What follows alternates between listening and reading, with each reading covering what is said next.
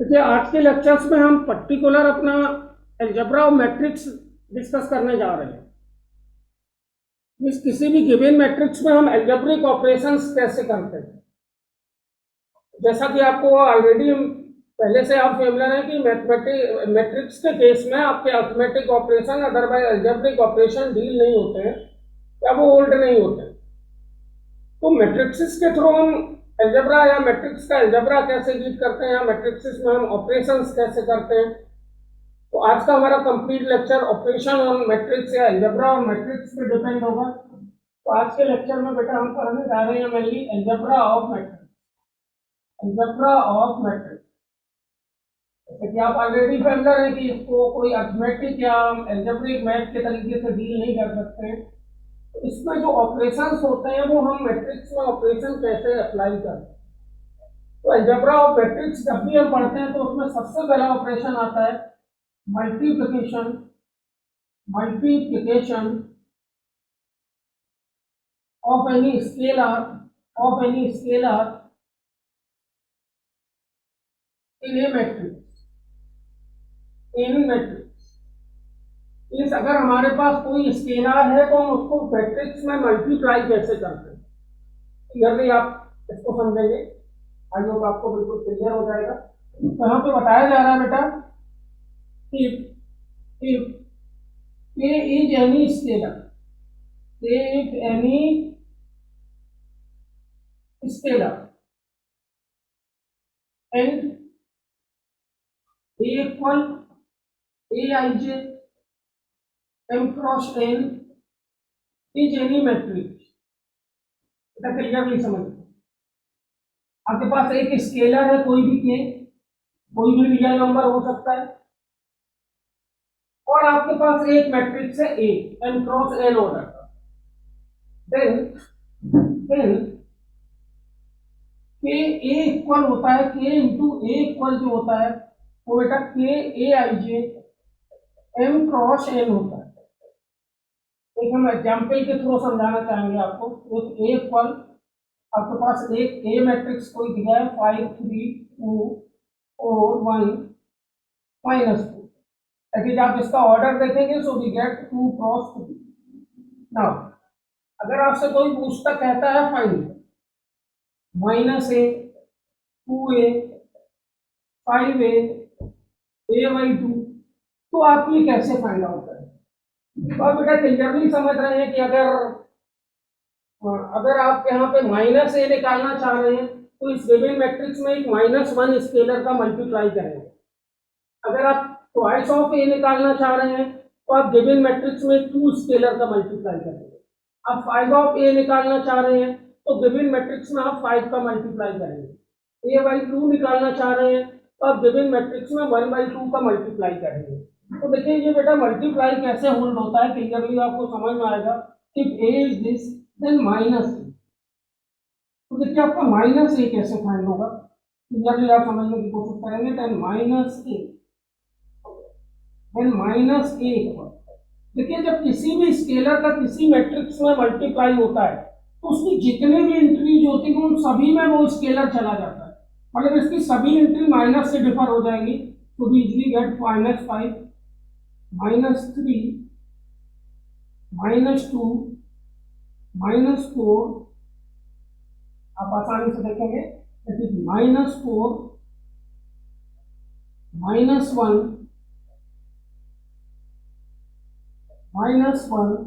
And +4, order remains unchanged. तो ये आपका 2 क्रॉस 3 का -a आ जाएगा। अगर आप बेटा 2a फाइंड करना चाह रहे हैं इसी के तरीके से ट्वाइस ऑफ ए, तो देखिए ये जो 2 स्केलर है बेटा वो इसकी सभी एंट्रीज जितनी भी एंट्रीज हैं इसमें तो सब में मल्टीप्लाई होगा। सभी एंट्रीज को 2 से मल्टीप्लाई करेंगे तो आसानी से देखिए आपको क्या मिलने वाला होगा। देखिए 5 में 2 मल्टीप्लाई होगा तो we get 10 3 6 4 8 2 and -3, order remains unchanged, that is 2 cross. ऐसे ही क्लियरली अगर आप 5 ऑफ ए निकालना चाह रहे हैं 5 ऑफ ए, तो 5 ऑफ ए का मतलब जो भी एंट्री है गिवन मैट्रिक्स में वो सभी की सभी 5 से मल्टीप्लाई हो जाएंगे। तो we easily gate 25 15 10 20 5 and -20, order remains unchanged, 2 cross. ऐसे ही सिमिलरली अगर आप बेटा a/2 निकालना चाह रहे हैं तो इस मैट्रिक्स की जो भी एंट्रीज है वो सभी 2 से डिवाइड हो जाएंगी, तो भी easily get 5/2, 6, 5/2, 3/2, 1, 2, 1/2 and minus, order remains unchanged। तो क्लियरली आपने देखा होगा कि बेटा जब भी किसी भी स्केलर का हम किसी भी मैट्रिक्स में मल्टीप्लाई करते हैं, कोई भी आपको स्केलर दे रखा है, उस स्केलर को अगर आपको किसी भी मैट्रिक्स में मल्टीप्लाई करना है तो वो स्केलर उसकी जो भी एंट्रीज होती है उन सारी एंट्रीज में मल्टीप्लाई हो जाता है। आई होप आपको क्लियरली ये समझ में आया होगा।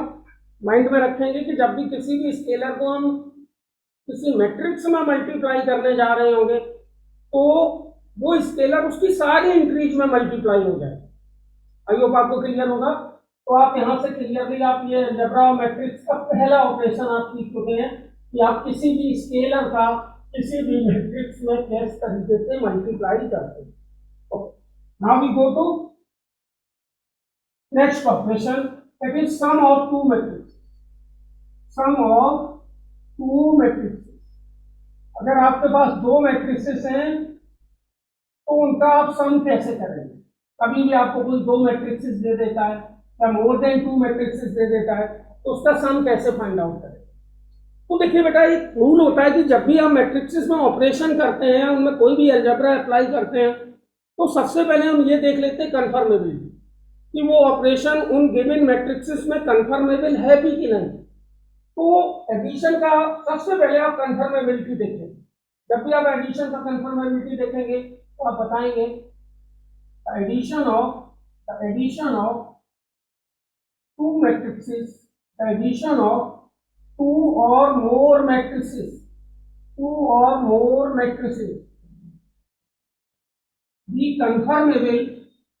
be conformable when they have same order. The addition of two or more matrices be conformable when they have same order. तो क्लियरली आप बेटा क्लियरली आप माइंड में रखें कि आप टू और मोर मैट्रिसेस को ऐड तभी कर सकते हैं अगर उनका ऑर्डर सेम है। अगर गिवन मैट्रिसेस का ऑर्डर सेम नहीं है तो फिर उसमें एडिशन ऑपरेशन एग्जिस्ट नहीं करेगा। ओके, एच ऐसे आप बोल सकते हैं एक ए मैट्रिक्स दिया है आपको, A I J M cross N, and एक बी मैट्रिक्स दिया है B I J M cross N, highlight में पॉइंट लिखेंगे। Then order of a plus b is also m cross n। इस पे प्रॉब्लम बनता है। देखिए अगर गिवन मैट्रिक्सेस का ऑर्डर m क्रॉस n है तो जो रिजल्टेंट उनका ऐड करने के बाद मैट्रिक्स आता है उसका भी ऑर्डर m क्रॉस n ही आता है। आई होप आपको क्लियर हुआ होगा। अब अच्छा ऐड कैसे करते हैं, एक एग्जाम्पल के थ्रू में समझाता हूँ। जैसे आपके पास एक ए मैट्रिक्स दिया है, दैट इज 1 2 3 4 -1 2। इसका ऑर्डर आप देखेंगे 2 क्रॉस 3, और एक बी मैट्रिक्स दिया है आपको 3 5 6 7 9 -10। इसका भी ऑर्डर 2 क्रॉस 3 दिया है। तो कभी भी आपसे अगर बोलता है कि फाइंड ए प्लस बी, तो बेटा जब भी आप मैट्रिक्सेस को ऐड करने या सब्सट्रैक्ट करने जाएं गिवन मैट्रिक्सेस को, तो सबसे पहले देख लीजिए उनका एडिशन कंफर्मेबल है कि नहीं। और हमने आपको बताया कि एडिशन आपका कंफर्मेबल कब होगा, अगर उन मैट्रिक्सेस का ऑर्डर सेम आता है, if they have same order. तो आप क्लियरली यहाँ देखेंगे कि ए का भी ऑर्डर बेटा 2 क्रॉस 3 है और बी का ऑर्डर भी 2 क्रॉस 3 है, मीन्स ये इजिली इनका एडिशन कंफर्मेबल है, इनको ऐड कर सकते हैं। और जो रिजल्टेंट होगा या जो आउटकम आएगा ऐड करने के बाद, उसका भी ऑर्डर कंफर्म 2 क्रॉस 3 होगा। ऐड कैसे करते हैं, ओके मैं बता दूं। अब इनके करस्पॉन्डिंग एलिमेंट ऐड करते जाइए दोनों मैट्रिक्स के। जो करस्पॉन्डिंग एलिमेंट्स हैं उनको ऐड करेंगे। मीन्स 1 और 3 ऐड करेंगे, 1 के साथ 3 ऐड करेंगे तो वी गेट 4, 2 एंड 5 ऐड करेंगे तो वी गेट 7, 3 एंड 6 ऐड करेंगे वी गेट 9, 4 एंड 7 ऐड करेंगे वी गेट 11, -1 एंड 9 ऐड करेंगे वी गेट 8, 2 एंड -10 ऐड करेंगे we get -8 and the order of a plus b is also 2 cross 3। तो जब भी आपको समझ में आया होगा। बट एक मैं और एग्जाम्पल देता हूं। अगेन दूसरा एग्जाम्पल, इफ ए इक्वल आपको दे रखा है 1 2 3, अब फिंगर रिंग ऑर्डर देखेंगे 1 क्रॉस 3 एंड बी इक्वल आपको दे रखा है 6 7 8, द ऑर्डर इज 3 क्रॉस 4। अब अगर आपसे बोलता है कोई फाइंड ए प्लस बी, क्या बोलता है बेटा? फाइंड ए प्लस बी। तो जब आप देखेंगे, हमने बताया आपको कि एडिशन तो गिवन मैट्रिक्सेस का कंफर्मेबल तभी होता है जब उनका ऑर्डर सेम होता है। But here order of A 1 cross 3 and order of B 3 cross 1। Here order of A and B is not same. क्या सेम है बेटा? नहीं सेम है। तो अगर कोई आपसे फाइंड ए प्लस बी कह रहा है तो आप तुरंत जस्टिफाई करिए, here order of A and B is not same, therefore A plus B does not exist। आप इसको ऐड नहीं कर सकते। दो मैट्रिसेस या दो से ज्यादा मैट्रिसेस ऐड तभी होते हैं जब उनका ऑर्डर सेम होता है। आप क्लियरली माइंड में रखिए। ओके, कभी भी दो मैट्रिसेस आएंगे आप उनको ऐड कर लेंगे। ऐड करने से पहले उनकी कंफर्मेबिलिटी जरूर देखेंगे कि उनका एडिशन कंफर्मेबल है, अदरवाइज नहीं है। अब इसकी कुछ प्रॉपर्टीज ऑफ एडिशन होती हैं, तो अब मैं प्रॉपर्टीज ऑफ एडिशन आपको डिस्कस कर रहा हूँ। प्रॉपर्टीज ऑफ एडिशन कैसे अप्लाई होती है, तो देखिए मैं बताता हूँ। सबसे पहला प्रॉपर्टी होता है आपका कम्यूटेटिव प्रॉपर्टी। दो मैट्रिक्स का एडिशन हमेशा कम्यूट करता है।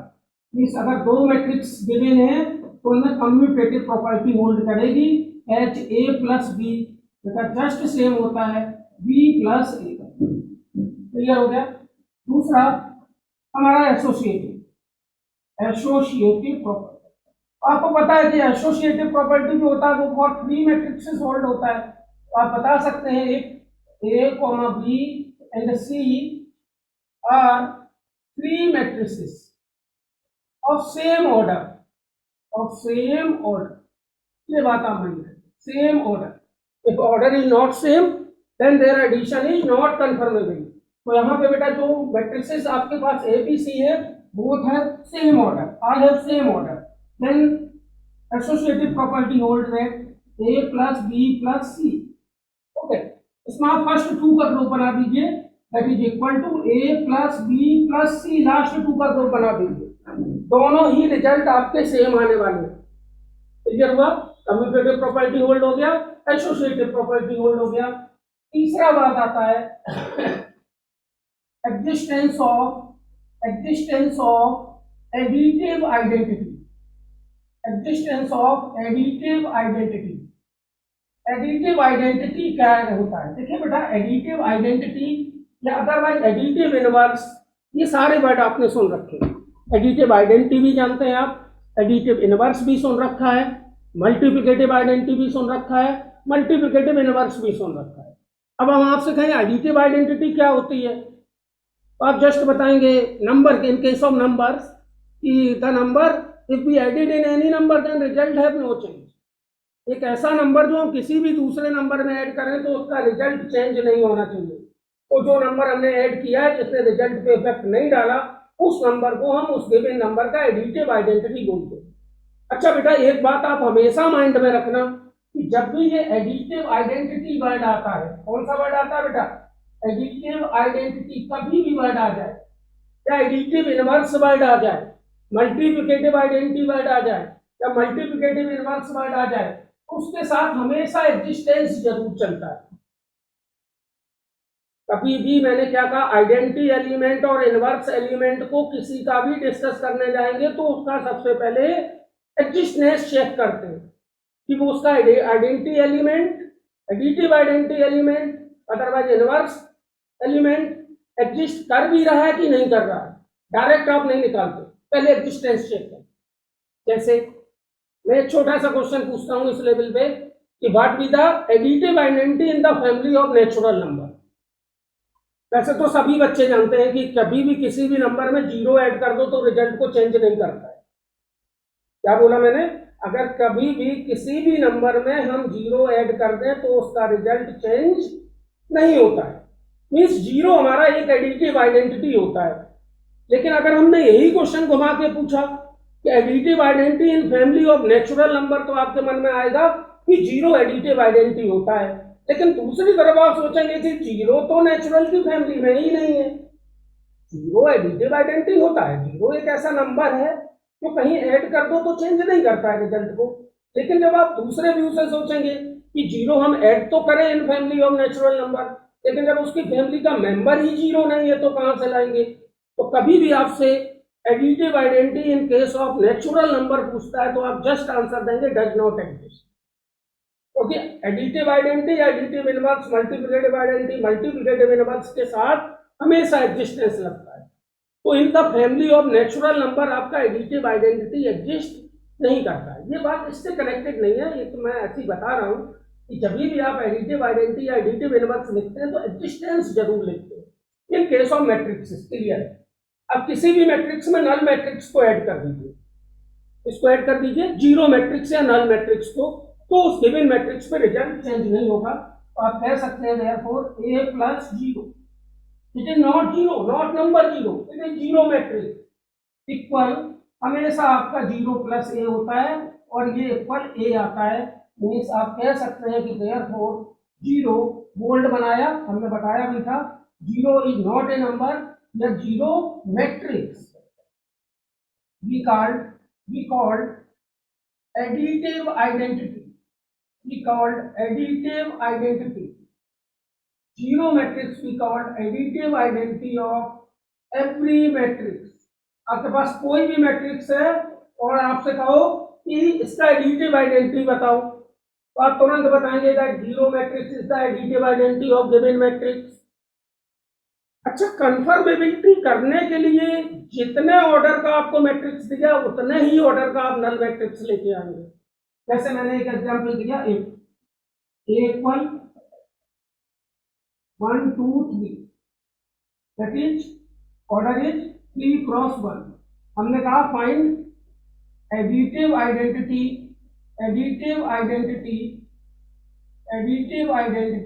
ऑफ ए, तो आप तुरंत बोलेंगे that is zero matrix of order 3 cross 1, मतलब आप जीरो मैट्रिक्स इस टाइप का ही चूज करेंगे। ओके, मतलब जितने ऑर्डर का मैट्रिक्स दिया उतने ही ऑर्डर का आप एक नल मैट्रिक्स लिख दीजिए, तो वो गिवन मैट्रिक्स का एडिटिव आइडेंटिटी हो जाएगा। कोई फिक्स नहीं होता है कि आप जीरो मैट्रिक्स कितने ऑर्डर का लें, वो बेस्ड होता है कि आपको गिवन मैट्रिक्स कितने ऑर्डर का दिया है, एच। दूसरा एग्जाम्पल, अगर आपको कभी ए ऐसे दे दिया, A B C D E F G H T, 3 cross 3 का दे दिया और बोला फाइंड एडिटिव आइडेंटिटी, तो अब जो आप नल मैट्रिक्स लाएंगे वो 3 क्रॉस 3 का लाएंगे। हियर आप क्लियरली कह सकते हैं, here additive identity of A is that is zero matrix, first type zero matrix of order 3 cross 3। जितने मैट्रिक्स का ऑर्डर दिया है, जितने ऑर्डर का मैट्रिक्स दिया है, आप उतने ही ऑर्डर का नल मैट्रिक्स ले आओ तो उसका एडिटिव आइडेंटिटी हो जाएगा। आई होप आपको क्लियर हुआ होगा। एडिटिव आइडेंटिटी क्या होता है, अगला ऑपरेशन में बता रहा हूं, इसी का प्रॉपर्टी में बता रहा हूं, एग्जिस्टेंस ऑफ एडिटिव इनवर्स। इसमें भी देखिए, अगर एडिटिव इनवर्स है तब भी एग्जिस्टेंस चेक करेंगे। ओके, तो बताया जा रहा है if A equal A I J M cross N is any matrix then additive inverse then additive inverse of A is क्या हो जाएगा बेटा, -a h। आप अगर a में -a ऐड कर देंगे तो हमेशा आपको जीरो मैट्रिक्स मिल जाएगा। और एडिटिव इनवर्स का डेफिनेशन होता है ऐसा मैट्रिक्स जो ऐड करने पे नल मैट्रिक्स है, additive identity they they. For example अगर आप बात करेंगे इफ ए इक्वल, ये आपका मैट्रिक्स है 1 2 5 6 2 क्रॉस 2, देन एडिटिव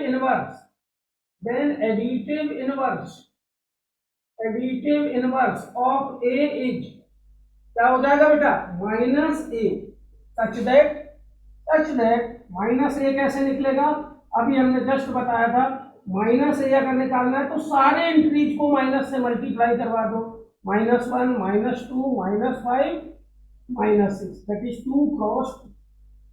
तो ये प्रॉपर्टीज हुई एडिशन की।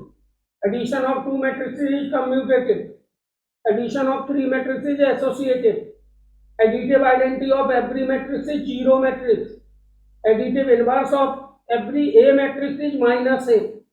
आई होप आपको क्लियर हुआ होगा।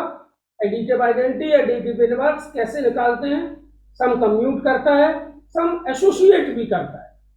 ये आपका सेकंड ऑपरेशन हुआ कि हाउ टू ऐड 2 और मोर मैट्रिक्सेस, कंफर्मेबिलिटी पहले check. Addition of 2 matrices is conformable if they have same order. Okay, अब हम आपको नेक्स्ट ऑपरेशन बताते हैं, दैट इक्वलिटी ऑफ 2 मैट्रिक्सेस। क्या बताते हैं बेटा, equality of 2 matrixes, equality of 2 matrixes.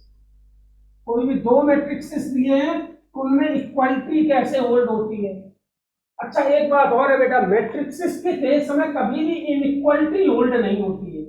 अगर 2 मैट्रिक्सेस दिए हैं तो आप कभी भी उनमें इनइक्वलिटी कंपेयर नहीं कर सकते, ये कंपैरिजन नहीं कर सकते कि गिवन मैट्रिक्स में कौन बड़ा है कौन छोटा है। इक्वलिटी तो कंपेयर कर सकते हैं, इनइक्वलिटी होल्ड नहीं करती है। जैसे वेक्टर के केस में भी इनइक्वलिटी होल्ड नहीं करती है। 2 वेक्टर्स दे दिए, आप पता नहीं कर सकते कौन वेक्टर बड़ा है कौन छोटा है। कॉम्प्लेक्स नंबर के केस में भी इनइक्वलिटी होल्ड नहीं करती है।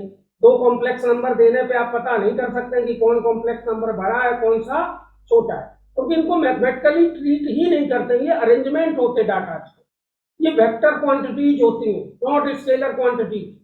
जो मैट्रिसेस होते हैं ये वेक्टर क्वांटिटीज होती हैं। क्लियर हुआ। तो इक्वलिटी ऑफ 2 मैट्रिक्सेस क्या होता है, इसमें बताया जा रहा है 2 और मोर मैट्रिक्स, 2 और more matrices called equal if they have same order। पहला बार 2 और 2 से ज्यादा मैट्रिक्सेस बेटा इक्वल तभी होंगे जब उनका ऑर्डर कैसा होगा, same, and same corresponding element and same corresponding increase. दोनों बातें ध्यान रखिए। 2 और मोर मैट्रिक्सेस इक्वल कब होंगे, if they are same order and same increase, उनका ऑर्डर भी सेम हो साथ साथ में उनकी इंक्रीज भी सेम हो। एच इफ ए इक्वल, आपको दिया है एक A I J M cross N, and B equal दिया है B I J M cross N, then A equal B implies that for every aij equal bij। 2 matrices equal तभी होते हैं जब उनके करस्पॉन्डिंग एलिमेंट सेम हो। Every aij equal होना चाहिए एवरी bij के, और उनका ऑर्डर भी सेम होना चाहिए। इसको बहुत अच्छी क्वेश्चन बनाता है। जैसे क्वेश्चन बनाया, फाइंड x एंड y। एक आपको ए मैट्रिक्स दिया है 2x y 5 6, इस तरीके से दे रखा है। ये मैट्रिक्स आपको इक्वल दिया है 4 9 5 6। आप क्लियर देखेंगे बोथ है सेम ऑर्डर 2 क्रॉस 2। आपको फाइंड क्या करना है, x एंड y। तो आप करस्पॉन्डिंग प्लेसेस इसके इक्वेट करिए, करस्पॉन्डिंग इंक्रीज ये 2x इंट्री आपकी इक्वेट होगी 4 से और y इक्वेट होगा 9 से, मीन्स आपका x इक्वल 2 आ जाएगा और y इक्वल 9 आ जाएगा। इसमें एक बहुत ही इंपॉर्टेंट नोट है, बहुत ही इंपॉर्टेंट नोट है, इस नोट को आप क्लियरली समझना, ये नोट आपका बहुत ही यूजफुल है। when we equate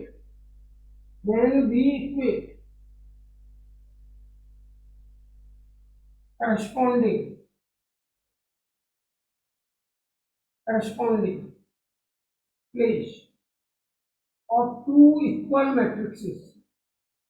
equal matrices and we get different values of unknowns from different places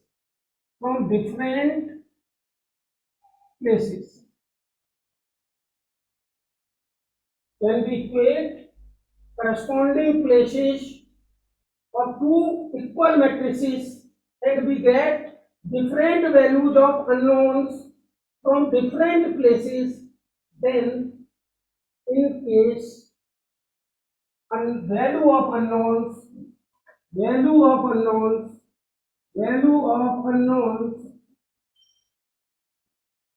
do not exist। इस पे मैंने क्वेश्चन बनाया है, फाइंड, हमने कहा फाइंड x एंड y के, एक मैट्रिक्स है आपके पास 5x 9y